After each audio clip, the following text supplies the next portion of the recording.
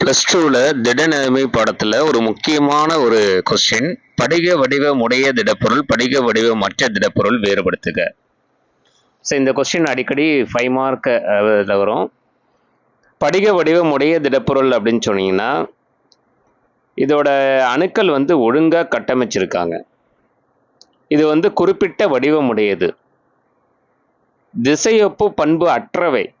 அதாவது அனைத்து திசைகள்லையும் பண்புகள் வேற மாதிரி இருக்கும். அதான் திசையொப்பு பண்பற்றவை. உண்மையான திடப்பொருள் அப்படின்னு இதை சொல்லலாம். அதுக்கப்புறம் வரையறுக்கப்பட்ட உருகுதல் வெப்ப மதிப்பு அப்படிங்கிறது இருக்கும்.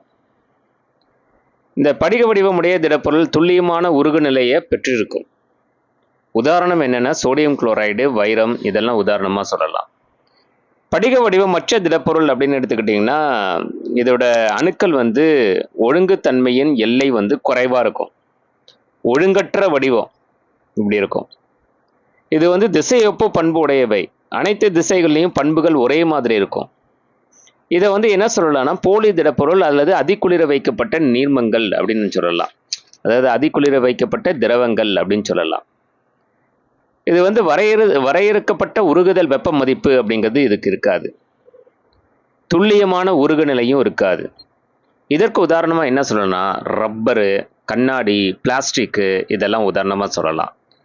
எனவே மாணவர்களே, படிக வடிவமுடைய திடப்பொருள் படிக வடிவமற்ற திடப்பொருள் வெரி இம்பார்ட்டன்ட் கொஸ்டின் பார்த்துங்க. சரிங்களா?